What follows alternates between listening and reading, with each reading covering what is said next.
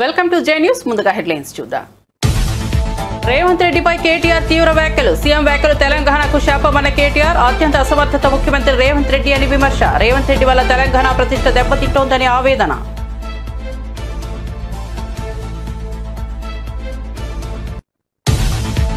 AP కేంద్ర మంత్రుల్ని చూస్తే సంతోషం వేసిందన్న అద్దంకి దయాకర్. అమరావతి కోసం ₹1,00,000 కోట్ల తీసుకొచ్చారన్నారని వ్యాఖ్య. తెలంగాణ బీజేపీ ప్రతినిధులు ఏమీ తీసుకురావడం లేదని విమర్శ. తెలంగాణ ఆర్థిక పరిస్థితిపై రేవంత్ రెడ్డి వాస్తవాలను వివరించారని వ్యాఖ్య.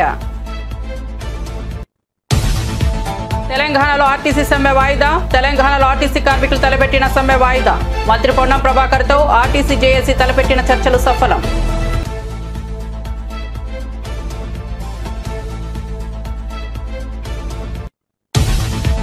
దేశంలోనే అత్యుత్తమ రాజధానిగా అమరావతి అవుతుందన్న ఉండవల్లి శ్రీదేవి. చంద్రబాబు పవన్ కృషితో స్వర్ణాంధ్రప్రదేశ్ నిర్మాణం సాధ్యమన్న శ్రీదేవి. అమరావతి 2.0 కింద 17 కీలక ప్రాజెక్టు సాకారం అవుతున్నాయని వెల్లడి. జగన్ పాలనలో అమరావతి విధ్వంసం దోపిడీ జరిగిందని ఆరోపణ. శ్రీవారి మెట్టు రూపంలో భక్తుల ఇబ్బందులపై టీటీడీ ఈవో శ్యామలరావు క్షేత్రస్థాయి తనిఖీ. టోకెన్ల జారీలో అసౌకర్యం, ఆటో డ్రైవర్ల తీరుపై ప్రధానంగా దృష్టి సారించిన ఈవో. భక్తులకు శాశ్వత పరిష్కారం దిశగా చర్యలు చేపడతామని ఈవో స్పష్టీకరణ. విశాఖలో కరాచీ బేకరీ పేరుపై వివాదం. విశాఖలో కరాచీ బేకరీ పేరును వెంటనే మార్చాలని డిమాండ్. జనజాగరణ సమితి డిమాండ్. పాకిస్తాన్ నగరమైన కరాచీ పేరుపై అభ్యంతరం. తక్షణమే పేరు మార్చాలని, లేదంటే దేశద్రోహం కేసును పెట్టాలని డిమాండ్. ఇక వార్త వివరాల్లోకి వెళ్తే, ముఖ్యమంత్రి రేవంత్ రెడ్డి ఉద్యోగ సంఘాల సమావేశంలో చేసిన వ్యాఖ్యలపై బీఆర్ఎస్ వర్కింగ్ ప్రెసిడెంట్ కేటీఆర్ తీవ్రంగా స్పందించారు. ఎక్కడికి వెళ్లినా దొంగలా చూస్తున్నారని ముఖ్యమంత్రి అంటున్నారు. మరి దొంగను దొంగలా కాకుండా ఎలా చూస్తారు? నోట్ల కట్టలతో దొరికిన దొంగను ఖచ్చితంగా దొంగ అని అంటారు. దొంగలాగే చూస్తారు.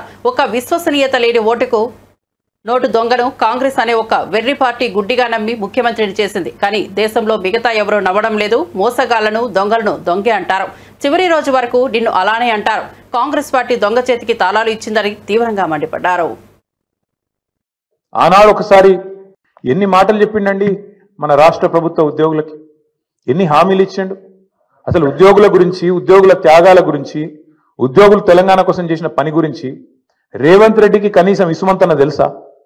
అసలు ఆనాడు కేసీఆర్ గారు నిరాహార దీక్షకు పోయిందే ఉద్యోగ గర్జన సభ నుంచి. ఉద్యోగుల విషయంలో ఆనాడు ఒకసారి ఫ్రీ జోన్ హైదరాబాద్ అనే ఒక తీర్పు వస్తే దాన్ని ఖచ్చితంగా తిరస్కరిస్తున్నది తెలంగాణ సమాజం అని చెప్పి తెలంగాణ ఎన్జిఓల త్యాగాన్ని గుర్తు చేస్తూ తెలంగాణ ఎన్జిఓ అనే సంఘాన్ని ఉమ్మడి ఆంధ్రప్రదేశ్లో కూడా అత్యద్భుతంగా నడిపిన ఉద్యోగ సంఘాల నాయకులకు మా స్వామి గౌడ్ గారు ఇక్కడే ఉన్నారు, మా శ్రీనివాస్ గౌడ్ గారు ఇక్కడే ఉన్నారు, పెద్దలు దేవిప్రసాద్ గారు ఉన్నారు, పాతూరు సుధాకర్ రెడ్డి గారు ఉన్నారు, ఇంకా ఉపాధ్యాయుల నుంచి వచ్చిన మా సోదరుడు రసమై బాలకృష్ణ గారు ఉన్నారు.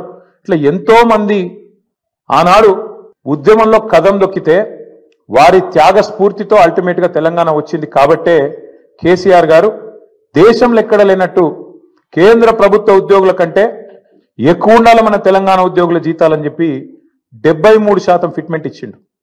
ఒక స్పెషల్ ఇంక్రిమెంట్ ఇచ్చిండు, తెలంగాణ ఇంక్రిమెంట్. ఎందుకు?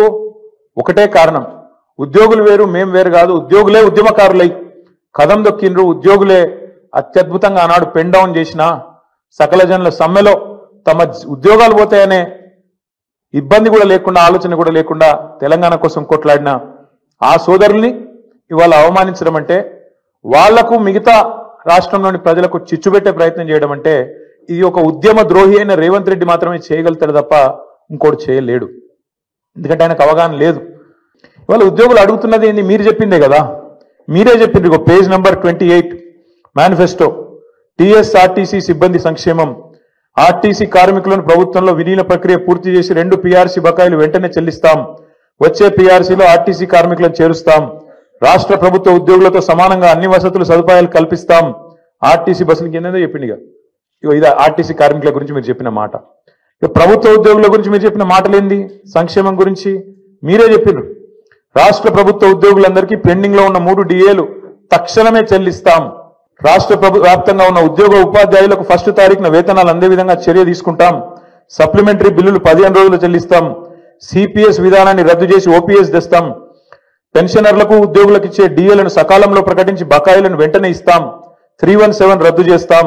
కాంగ్రెస్ ప్రభుత్వం ఏర్పాటైన వెంటనే కొత్త పీఆర్సీ ప్రకటించి 6 నెలలలోపు సిఫార్సులు అమలు చేస్తాం. కాంట్రిబ్యూషన్ తో పాటు అన్ని రకాల జబ్బులు అని చెప్పి ఇంకేందేందో రకరకాల మాయమాటలు వారి కోసం చెప్పిండ్రు. ఏం అడుగుతుండ్రు ఇవాళ ఉద్యోగులు? మీరు చెప్పిందే అడుగుతుండ్రు కదా. గొంతమ్మ కోరికలు ఏమైనా కోరిండ్రా? పిఆర్సీ చేస్తామన్నారు, ఏది అని అడుగుతుండ్రు. డిఏలు ఏవి అని అడుగుతుండ్రు. ఆంధ్రప్రదేశ్ కు చెందిన ఇద్దరు కేంద్ర మంత్రులు రాజధాని అమరావతి కోసం లక్ష కోట్ల రూపాయలు తీసుకొచ్చారని, వారిని చూస్తుంటే సంతోషంగా ఉందని, కానీ తెలంగాణకు చెందిన కేంద్ర మంత్రులు ఏమీ తీసుకురావడం లేదని ఎమ్మెల్సీ అద్దంకి దయాకర్ అన్నారు. పక్క రాష్ట్రంలోని కేంద్ర మంత్రుల పేర్లు కూడా సరిగ్గా గుర్తులేదని, కానీ వారు తమ రాష్ట్రం కోసం నిధులు తీసుకొచ్చారని అభిప్రాయపడ్డారు. ఆంధ్రప్రదేశ్ అభివృద్ధి కోసం అక్కడ బీజేపీ నేతలు కేంద్రంతో పోరాడుతుంటే తెలంగాణ బీజేపీ నేతలు ఏమీ చేయడం లేదని ఆరోపించారు. తెలంగాణలో బీజేపీకి 8 మంది ఎంపీలు, 8 మంది ఎమ్మెల్యేలు ఉన్నారని, తెలంగాణ నుండి 2 కేంద్ర మంత్రులుగా ఉన్నప్పటికీ తెలంగాణకు వారు చేసిందేమీ లేదన్నారు. వీరికి ప్రభుత్వంపై విమర్శలు చేయడం తప్ప మరొక పని లేదని మండిపడ్డారు. పథకాలన్నీ మావే, మేం చేసినే, మేం పెట్టినే అని అంటున్నాడు బండి సంజయ్. నేనంటున్నా, మీకు నిజంగా చిత్తశుద్ధి ఉంటే, మీకు నిజాయితీగా రాజకీయాల పట్లనో ఈ తెలంగాణ ప్రజల పట్లనో మీకు చిత్తశుద్ధి ఉంటే మీరు శ్వేతపత్రం విడుదల చేయండి. మీ ప్రభుత్వం ఏమిచ్చిండ్రో ఈ రాష్ట్రానికి. గతంలో ఆయన కిషన్ రెడ్డి గారు చెప్పిన 9 లక్షల కోట్ల రూపాయలు ఇచ్చినామని చెప్పి టీఆర్ఎస్ ప్రభుత్వం హయాంలో. ఇలా తెలంగాణ ప్రభుత్వం ఎంత పన్నుల రూపంలో కడుతున్నామో, మాకెట్లా డెవల్యూషన్ ఆఫ్ ఫండ్స్ వస్తున్నాయని మేము అడగట్లే. మీరుగా ఈ రాష్ట్రానికి ప్రత్యేకంగా మీరు చేసిన పథకాలు, వాటి వివరాలు గనక చెప్పితే ప్రజలు తెలుసుకుంటారు. కనీసం నిస్సిగ్గుగా, నిర్లజ్జగా మాట్లాడుతున్న పరిస్థితి. అలా ఈటల రాజేందర్ గారు of BRS, of BJP, same ఇక్కడ రాజకీయాలు ఉన్నట్టే ఉన్నాడు ఆయన. బీజేపీ కమలం కాడకు బీఆర్ఎస్ కాడ అంటుగట్టినట్టే ఆయన సగం ఆడా ఉన్నాడు, సగం ఈడా ఉన్నాడు. మరి మీరు ఫైనాన్స్ మినిస్టర్గా ఉన్నారు కదా, ఈ అరిష్టంతో చేస్తున్న, ఇంత పెద్ద ఎత్తున చేస్తున్న అప్పులు వద్దని చెప్పి నివారించిండ్రా? మీరు భరిస్తున్నారు. సరే, రాష్ట్రాల్లో ఆ స్థాయి ఆలోచన ఉందా లేదా బీజేపీ బీఆర్ఎస్ నాయకులకు అనేది వాళ్ళు ఆలోచించుకోవాలి. కానీ కాంగ్రెస్ పార్టీ ఒకవైపు బీజేపీ ప్రభుత్వంతో విధానపరమైన అంశాల్లో విమర్శలు చేస్తున్నప్పటికి కూడా జాతి భద్రత గురించి, శాంతి భద్రతల గురించి, వాటి విఘాతం గురించి జరిగే అంశాల్లో, దేశ భద్రతకు వచ్చే నష్టం విషయంలో మా నాయకులు, కేంద్ర నాయకులంతా కూడా ప్రభుత్వం తీసుకున్న నిర్ణయాలకు సమర్థిస్తున్న ఈ క్రమంలో ఒక ఏం పదం వాడాలి వాళ్ళు, పిచ్చి కుక్కల్లాగా ఈ అరుసుడు చూస్తే ఏమనుకోవాలనో అర్థం కావట్లేదు. సరే, తెలియని వాళ్ళ అంటే కాదు. ఒక ఆయన ఫైనాన్స్ మినిస్టర్గా చేసిండు గతంలో, ఇదే కేసీఆర్ ఇలాకాలో హయాంలో. ఒక ఆయన ఏమో కేంద్ర మంత్రిగా ఎలగబెడుతున్నాడు. ఒక ఆయన ఏమో ముఖ్యమంత్రి కొడుకు, నేనే సగం ముఖ్యమంత్రి అని తిరిగిన ఆయన ఒక ఆయన ఇష్టానుసారంగా మాట్లాడుతున్నారు. ఇలా బీఆర్ఎస్ బీజేపీ నాయకులు మాట్లాడడానికి కనీసం బుద్ధితోనన్నా మాట్లాడాలి కదా. ఎట్లాగూ నోటి శుద్ధి లేకున్నా సరే, ఆర్థిక విధ్వంసం, ఒక రకంగా చెప్పాలంటే ఆర్థిక విధ్వంసం, విస్ఫోటం ఈ రాష్ట్రంలో చేసిన బీఆర్ఎస్ ఇలా తగుదునమ్మా అని మాట్లాడుతున్నాడు. మనోనికేమో కాలుకు పుండైన గుణమేం మానలే. తిరుమల శ్రీవారిని కాలినడకన దర్శించుకునే భక్తుల సౌకర్యార్థం శ్రీవారి మెట్టు మార్గంలో వసతులను మరింత మెరుగుపరుస్తామని టీటీడీ ఈవో జె శ్యామలరావు భరోసా ఇచ్చారు. ఈ మార్గంలో దివ్య దర్శనం టోకెన్లు పొందేందుకు భక్తులు పడుతున్న ఇబ్బందులు, ఆటో డ్రైవర్ల నుంచి ఎదురవుతున్న అసౌకర్యంపై అందిన సమాచారం మేరకు ఆయన క్షేత్రస్థాయిలో పరిస్థితిని సమీక్షించారు. ఈ తనిఖీలలో టీటీడీ అదనపు EO CH Venkaiah Chowdary, JEO V Veerabrahmam కూడా పాల్గొన్నారు. ఈ సందర్భంగా ఈవో శ్యామలరావు మాట్లాడుతూ, శ్రీవారి మెట్టు మార్గంలో టోకెన్ల కోసం భక్తులు తీవ్ర ఇబ్బందులు ఎదుర్కొంటున్న విషయం తమ దృష్టికి వచ్చిందని తెలిపారు. ఆటో డ్రైవర్ల నుంచి కూడా సరైన సహకారం లభించడం లేదని, వారు టీటీడీ కల్పిస్తున్న సౌకర్యాలను తమ స్వప్రయోజనాలకు వాడుకుంటూ భక్తుల నుంచి అధిక ఛార్జీలు వసూలు చేస్తున్నారన్న ఆరోపణలు కూడా ఉన్నాయని పేర్కొన్నారు. ఈ సమస్యలకు శాశ్వత ప్రాతిపదికన పరిష్కారం కనుగొనేందుకు చర్యలు తీసుకుంటామని ఈవో స్పష్టం చేశారు. దర్శించుకోవడానికి వెళ్ళే భక్తులకి 3,000 నుంచి 4,000 టికెట్లు ఇస్తున్నాము. ఇక్కడ భక్తులు టికెట్లు పొందడానికి ఒక్కొక్కసారి రష్ ఎక్కువగా ఉన్నప్పుడు ఇబ్బందులు పడుతున్నారు. ఆటోల దగ్గర నుంచి కోఆపరేషన్ లేదు, కొంత ఎక్స్ప్లాయిటేషన్ కూడా చేస్తున్నారు అనేది మీడియాలో అది చూసాము. మేము కూడా వచ్చి అబ్జర్వ్ చేస్తాము. అది పోలీసు విభాగం నుంచి ఆ విషయాల్లో చూస్తున్నారు. ఇంకేమన్నా పర్మనెంట్గా ఏమన్నా దీనికి ఏమన్నా చేయొచ్చా అనేది పరిశీలిస్తున్నాము.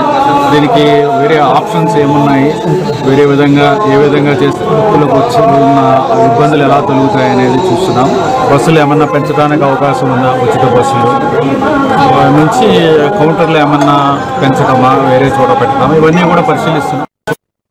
పహల్గా ముగ్గురు దాడి నేపథ్యంలో విశాఖపట్నం నగరంలోని వెంకోచిపాలెంలో ఉన్న కరాచీ బేకరీ పేరు వివాదాస్పదంగా మారింది. ఈ బేకరీ పేరును తక్షణమే మార్చాలంటూ జనజాగరణ సమితి ప్రతినిధులు డిమాండ్ చేస్తూ ఆందోళనకు దిగారు. పాకిస్తాన్కు చెందిన నగరం పేరును భారతదేశంలో ఒక వ్యాపార సంస్థకు పెట్టడం ఎంతవరకు సమంజసమని వారు ప్రశ్నించారు. విశాఖపట్నంలోని డైమండ్ పార్క్ రోడ్డులో ఉన్న కరాచీ బేకరీ ఎదుట జనజాగరణ సమితి సభ్యులు నిరసన కార్యక్రమం చేపట్టారు. పాకిస్తాన్లోని ప్రధాన నగరమైన కరాచీ పేరును బేకరీకి పెట్టడాన్ని వారు తీవ్రంగా వ్యతిరేకించారు. ఇది దేశ ప్రజల మనోభావాలను దెబ్బతీయడమేనని సమితి ప్రతినిధులు ఆగ్రహం వెలుబుచ్చారు. బేకరీ యాజమాన్యం వెంటనే స్పందించి పేరును మార్చాలని వారు కోరారు. ఏపీ రాజధాని అమరావతి దేశంలోనే అత్యుత్తమంగా రూపుదిద్దుకుందోందని మాదిగ రిజర్వేషన్ చైర్మన్ ఉండవల్లి శ్రీదేవి ధీమా వ్యక్తం చేశారు. తెలుగుదేశం పార్టీ కేంద్ర కార్యాలయంలో ఏర్పాటు చేసిన మీడియా సమావేశంలో ఆమె మాట్లాడారు. ముఖ్యమంత్రి చంద్రబాబు నేతృత్వంలో అమరావతి పునఃనిర్మాణ కార్యక్రమాలు అత్యంత వైభవంగా ప్రారంభమయ్యాయని, ప్రపంచానికి ధీటైన రాజధాని నిర్మాణానికి ఆయన అహర్నిశలు శ్రమిస్తున్నారని తెలిపారు. ప్రధాని నరేంద్ర మోదీ 49,000 కోట్ల విలువైన 74 పనులకు శంకుస్థాపన చేయడం, కేంద్ర ప్రభుత్వం అమరావతి పునఃనిర్మాణానికి సంపూర్ణ మద్దతు ప్రకటించడం రాష్ట్ర అభివృద్ధికి శుభ పరిణామమని శ్రీదేవి అన్నారు. ముఖ్యమంత్రి చంద్రబాబు, ఉప ముఖ్యమంత్రి పవన్ కళ్యాణ్ కలిసికట్టుగా ఈ పనులు పూర్తి చేయాలని ప్రధాని సూచించారని గుర్తు చేశారు. ఐటీ శాఖ మంత్రి నారా లోకేష్ కృషి కూడా అమరావతి నిర్మాణంలో కీలకమని ప్రశంసించారు. నుంచి సంపూర్ణ మద్దతు ఉంటుంది. అంతేకాకుండా ఇంద్రలోక రాజధాని అమరావతి, మరి ఆంధ్రప్రదేశ్ రాజధాని అమరావతి అంటే స్వర్ణాంధ్రప్రదేశ్కి ఈ నిర్మాణాలు ఒక శుభ సంకేతం. ఇవి కాంక్రీట్స్ కాదు, ఏపీ ప్రగతికి, వికసిత్ భారత్కి బలమైన పునాదులు అని చెప్పడం జరిగింది. పవన్ కళ్యాణ్ గారిని, చంద్రబాబు నాయుడు గారిని మనందరం కూడా కలిసి పని చెయ్యాలి, మనమే చెయ్యాలి అని గట్టిగా గొప్ప నినాదం ఇచ్చారు పిఎం మోడీ గారు. ఎప్పుడైతే రాజధాని అమరావతి పనులు రీస్టార్ట్ అయినాయో వైసీపీ జగన్ ముఠా గుండెల్లో వేదన స్టార్ట్ అయింది. వెంటనే మరి మీరు గమనిస్తే అవినీతి విషపత్రిక సాక్షి పేపర్లో వాళ్ళ విలేకరి ఒకటి వ్యాసం రాస్తాడు. అదేంటంటే వేదంలో రాజ్యం, వేడుకలో రాజధాని. అసలు వేదంలో ఉంది ఎవరు? అశేష ప్రజానికం, నాయకులు, ఎన్డీఏ కూటమి ప్రజలందరూ కూడా తరలి వచ్చి పిఎం మోడీ చేతుల మీదుగా మరి అమరావతి పునఃనిర్మాణ ప్రారంభం అయితే మరి ప్రజలందరూ ఎంతో సంతోషంగా ఉంటే, గత ప్రభుత్వంలో మీరు గమనిస్తే కేసులు, ధన ప్రాణ నష్టాలు, ప్రజలు బిక్కుబిక్కుమంటూ బ్రతికిన రోజులు. మీరు ఒకసారి అసెంబ్లీ రికార్డ్స్ గమనిస్తే అప్పటి సీఎం జగన్మోహన్ రెడ్డి గారు ఏమన్నారు? నేను మాట తప్పను, మడమ తిప్పను, విశ్వసనీయతలు, విలువలు మా ప్రభుత్వానికి పెద్ద పెట్టు అని చెప్పే ఆయన అమరావతి మీద 30,000 ఎకరాలు కావాలని చెప్పి మరి ఆయన మాట తప్పాడా? అమరావతి విషయంలో మడమ తిప్పాడా? మరి ఈ విధంగా ఈ రివర్స్ అంటే ప్రజలను మభ్యపెట్టేటట్లు ఉన్నదాన్ని విక్రీకరించి మరి ఈ విధంగా రాయటం అనేది ఇక్కడ రాష్ట్ర ప్రజలు గమనించాలి. మీరు కనుక ఒకటి చలం గారు ఒక సూక్తి చెప్తారు. అదేంటంటే కృష్ణశాస్త్రి బాధ ప్రపంచానికి బాధ, శ్రీశ్రీ బాధ ప్రపంచానికి బాధ అని చెప్తారు. అంటే ఈ యొక్క సూక్తి అనేది సరిగ్గా జగన్మోహన్ రెడ్డి గారికి సరిపోద్ది. ఎందుకంటే ఇప్పుడు రాష్ట్ర ప్రజలందరూ కూడా సంతోషంగా ఉంటే మరి వేదనలో ఉంది, బాధలో ఉంది ఎవరు? జగన్మోహన్ రెడ్డి గారు. ఆయన కనుక ఆయన చెప్పిన మాటలు అమరావతి గురించి ఏ విధంగా మరి అమరావతిని అటకెక్కించారో, పనులు ఏ విధంగా చేయకుండా మరి అమరావతిని కొల్లబొడిచారో రాష్ట్ర ప్రజలందరూ దాన్ని గమనించాలి. మరి దుర్యోధనుని యొక్క అత్యాసే కురువంశం నాశనం. అంటే ప్రతిదానికి కూడా నాకే కావాలి, నేనే దోచుకోవాలి, దోచుకో పంచుకో తినుకో అని కాన్సెప్ట్లతో అక్కడ రాజధాని పనులు అటకెక్కించి రోడ్లను తవ్వేసి కంకర్లు కొట్టేసి మరి ఆయన చేసిందేంటి? కార్యకర్తలకి అక్కడ వైసీపీ బాపట్ల ఎంపీ అయిన నందిగం సురేష్కి దోచిపెట్టాడు. తెలంగాణ పేద రాష్ట్రం కాదు, దేశంలోనే అత్యధికంగా వరి పండించే రాష్ట్రమని, నిజాం కాలం నుంచే రైల్వే రవాణా వ్యవస్థలు ఉన్నాయంటూ ఎంపీ ఈటెల రాజేందర్ పేర్కొన్నారు. కాకతీయులు నిర్మించిన చెరువులు తెలంగాణలో అభివృద్ధికి అద్దం పడతాయని చెప్పారు. అలాంటి తెలంగాణను ముఖ్యమంత్రి రేవంత్ రెడ్డి దివాలా తీశాడంటూ దివాలా కోరు మాటలు మాట్లాడుతున్నారని ఎద్దేవా చేశారు. సన్నబియ్యంతో అన్నం తిన్న మొట్టమొదటి రాష్ట్రంగా తెలంగాణ నిలిచిందని గుర్తు చేశారు. పరిపాలించే అనుభవం లేకుండా రేవంత్ ఏం మాట్లాడాలో కూడా తెలియక మాటలతో తప్పుదారి పట్టిస్తున్నారని విమర్శించారు. పాలన అనుభవం లేనివాడు పాలకుడిగా ఎలా ఉంటాడో ప్రజలు గమనిస్తున్నారని హెచ్చరించారు. అనుభవం లేక ఏది మాట్లాడనో, ఏది మాట్లాడకూడదో, ఏది చేయాలనో, ఏది చేయకూడదో ఆ గంభీరత లేనటువంటి రేవంత్ రెడ్డి ఇవాళ చివరికి తెలంగాణ రాష్ట్రాన్నే ఒక దివాలాకోరు రాష్ట్రంగా, తెలంగాణ ప్రజల్ని ఎందుకు పనికిరాని వాళ్ళుగా ఇవాళ చిత్రీకరించే ప్రయత్నం చేయడాన్ని తీవ్రంగా ఖండిస్తున్నాం. తెలంగాణ ప్రజలారా, మీరు లోతుగా ఈ సందర్భంలో ఆలోచించాల్సిన అక్కడ ఉంది. నిజంగా రేవంత్ రెడ్డి గారు చెప్పేది నిజమా? దానికి వాస్తవాలు ఏంటి తెలుసుకోవాల్సిన అక్కడ ఉన్నది. నిన్నటి దాకా శాసనసభలో 10 సంవత్సరాల కాలం పాటు పర్ క్యాపిటా ఇన్కంలో నంబర్ 1 తెలంగాణ, వరి ఉత్పత్తిలో నంబర్ 1 తెలంగాణ, జిఎస్డిపి పెరుగుదలలో నంబర్ 1 తెలంగాణ, 4 కోట్ల జనాభా అయినప్పటికీ కూడా అనేక రాష్ట్రాల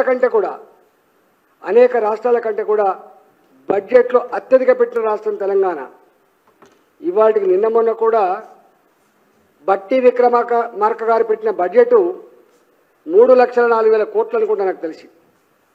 4 కోట్ల జనాభా కలిగినటువంటి ఒక రాష్ట్రం 3,04,000 కోట్ల రూపాయల బడ్జెట్ పెట్టిందంటే ఇవాళ ఇది ఎట్లా దివాళా తీసిన ప్రభుత్వం, ఎట్లా దివాళా తీసిన రాష్ట్రమో చెప్పగలిగే దమ్ముందా అని చెప్పి అడుగుతా ఉన్నా. రేవంత్ రెడ్డి గారికి ఒక నైజం ఉంది. మోసగించే వాళ్ళని నమ్ముతారు, అబద్ధాలనే ప్రజలు ఇష్టపడతారు, అబద్ధాలు చెప్పే నాయకులనే ఆదరిస్తారనేటువంటి మాట అవుతుందో ఇవాళ ఆయన మాటలు ఇవాళ నిజమని ప్రూవ్ అయింది. అలా కానీ ఆనాడు మాట్లాడిన మాటలు పెద్దెవరు పట్టించుకోలే. కానీ ఇవాళ మీరు మాట్లాడుతున్న మాటలు తెలంగాణ ప్రజల ఆత్మస్థైర్యం దెబ్బతింటా ఉంది, తెలంగాణ ప్రజల ఆత్మగౌరవం దెబ్బతింటా ఉంది. తెలంగాణ ప్రజలలో ఏ సాహసం, ఏ కమిట్మెంట్, ఏ పని చేయాలని తపన ఉంటుందో ఇలా అది దెబ్బతింటా ఉంది.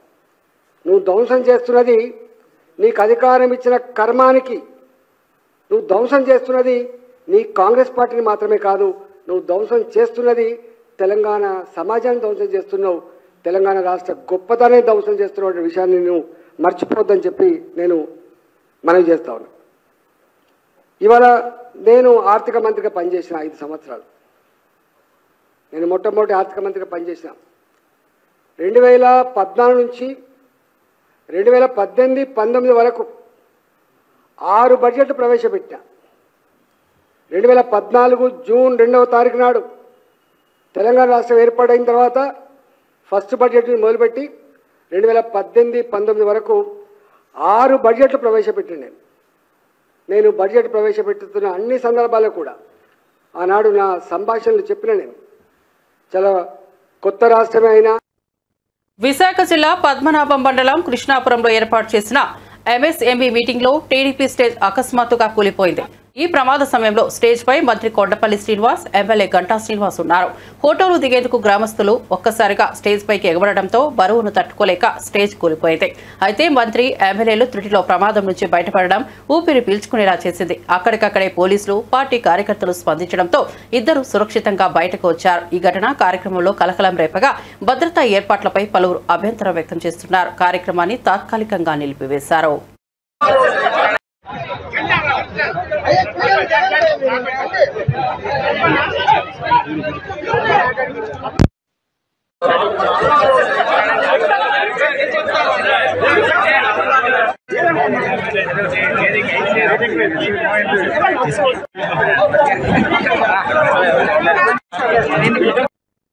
హైదరాబాద్ నగరంలోని గచ్చిబౌలిలో హైడ్రా అధికారులు భారీ స్థాయిలో కూల్చివేతలు దాడులు నిర్వహించారు. ఈ దఫా Sandhya convention centre, mini hall, food కోర్టులను లక్ష్యంగా చేసుకుని అనుమతులు లేని నిర్మాణాలను తొలగించారు. ఉదయం నుంచే 3 హిటాచ్ బుల్డోజర్లతో కూల్చివేతలు ప్రారంభమయ్యాయి. Fertilizer corporation of India employees housing society layout పరిధిలో రోడ్లు, పార్కులు వంటి ఉమ్మడి స్థలాలను ఆక్రమించి నిర్మించిన గదులు, రెస్టారెంట్లు తొలగించబడ్డాయి. ఘటనా స్థలంలో పోలీసులు బందోబస్తు ఏర్పాటు చేశారు.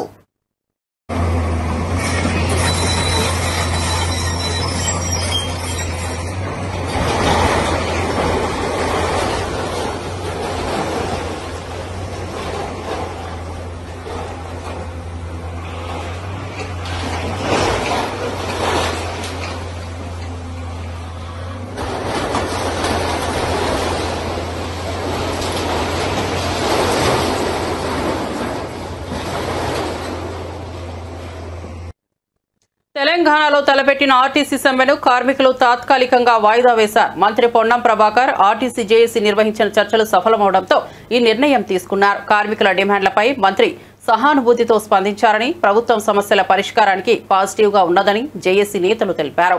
సమ్మె వల్ల ప్రజలకు అవలీలగా సమస్యలు తలెత్తకుండా ఉండేందుకు ఈ నిర్ణయం తీసుకున్నట్లు తెలిపారు. ఇకపై నిర్ణీత గడువులో ప్రభుత్వ స్పందన ఎలా ఉంటుందో చూసి తదుపరి కార్యాచరణ ప్రకటిస్తామని స్పష్టం చేశారు. అధికారులు, కార్మిక నేతల మధ్య చర్చలు కొనసాగనున్నాయి. తాత్కాలికంగా బస్సు సర్వీసులు యథావిధిగా కొనసాగనున్నాయి. రేవంత్ రెడ్డి మాటలు వింటుంటే ఏడుపొస్తోందని ప్రజాశాంతి పార్టీ అధ్యక్షుడు కేఏ పాల్ వ్యంగ్యంగా వ్యాఖ్యానించారు. తమ్ముడు రేవంత్ కి సూచనగా నాతో చేతులు కలుపు, అభివృద్ధి ఎలా చేయాలో నేర్పిస్తానని వ్యాఖ్యానించారు. తెలంగాణలో కేవలం మాటలతో ప్రభుత్వాన్ని నడిపిస్తున్న పరిస్థితిని ఎండగట్టారు. రేవంత్ పాలనలో ప్రగతి అనేది కనపడటం లేదని, అసలు అభివృద్ధి అంటే ఏంటో ఆయనకు తెలియదని పాల్ విమర్శించారు. రాజకీయ వేదికపై కాకుండా ప్రజా సమస్యలపై దృష్టి పెట్టాలని సలహా ఇచ్చారు. రాష్ట్రాన్ని అభివృద్ధి బాటలో నడిపించాలంటే నిజమైన సంకల్పం కావాలని కేఏ పాల్ తెలిపారు. తెలంగాణ ముఖ్యమంత్రి తమ్ముడు రేవంత్ రెడ్డి మాటలు వింటే ఏడ్పు వస్తుంది. మమ్మల్ని దొంగల్లా చూస్తున్నారు, మమ్మల్ని భిక్షగాల్లా చూస్తున్నారు, ఢిల్లీలో మాకు అపాయింట్మెంట్ లేవు, విదేశాల నుంచి డబ్బు తేలేము, శాలరీలు కట్టలేము, మమ్మల్ని మొక్కలు చేసుకొని తిన్నా వినండి చేస్తున్నా కోట్లకు వడ్డీ ఎవరు కడతారు?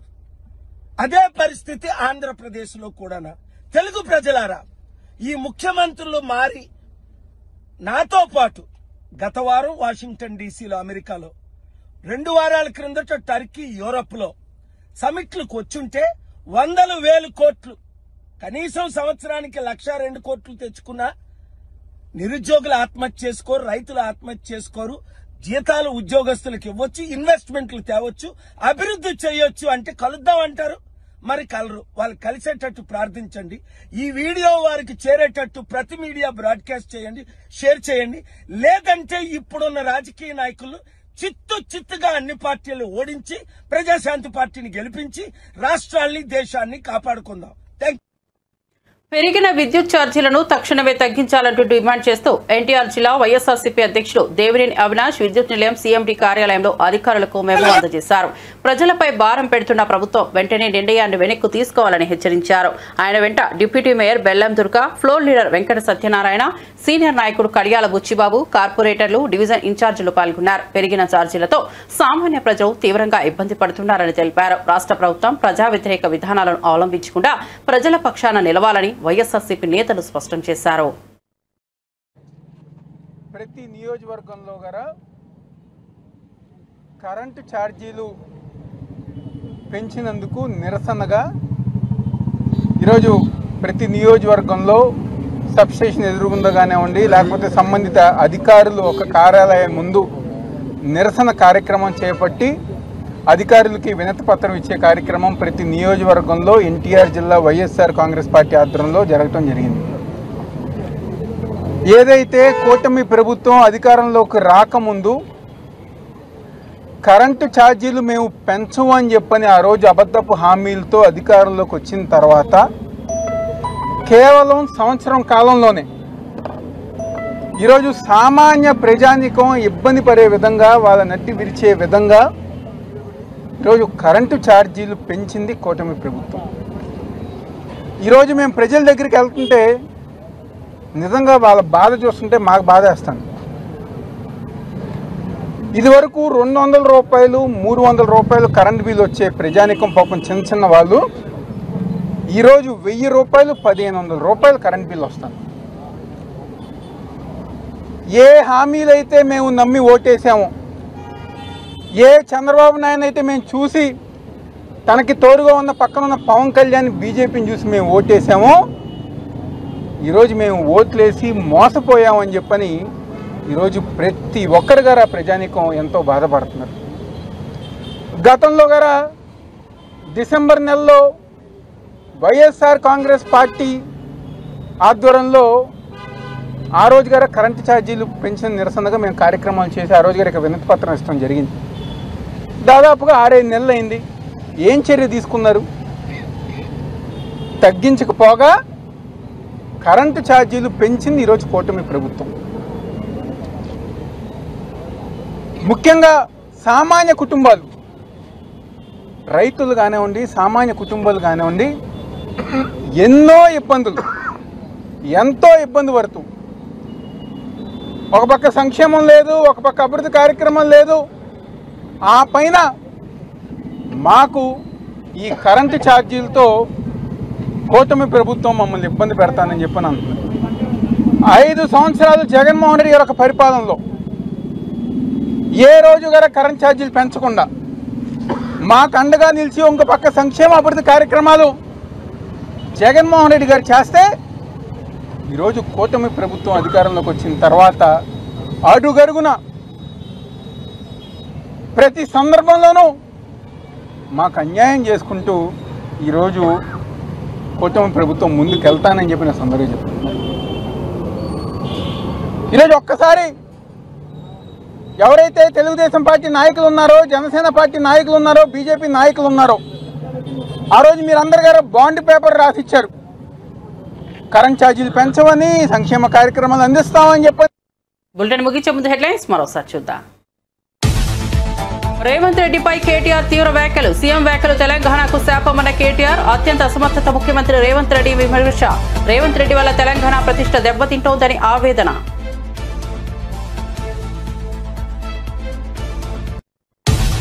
ఏపీ కేంద్ర మంత్రుల్ని చూస్తే సంతోషం వేసిందన్న అద్దంకి దయాకర్. అమరావతి కోసం 1,00,000 కోట్ల రూపాయలు తీసుకొచ్చారని, తెలంగాణ బీజేపీ ప్రతినిధులు ఏమీ తీసుకురావడం లేదని విమర్శ.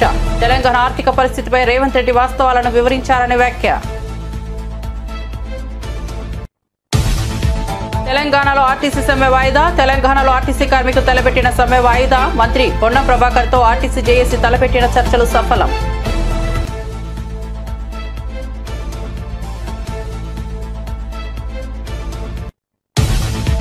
దేశంలోనే అత్యుత్తమ రాజధానిగా అమరావతి ఉండవల్లి శ్రీదేవి.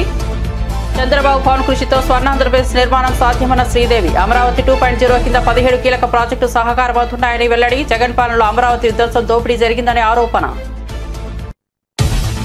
శ్రీవారి మెట్టు మార్గంలో భక్తుల ఇబ్బందులపై టీటీడీఓ శ్యామలరావు క్షేత్రస్థాయి తనిఖీ. టోకెన్ల జారీలో అసౌకర్యం, ఆటో డ్రైవర్ల తీరుపై ప్రధానంగా దృష్టి సారించిన ఈవో.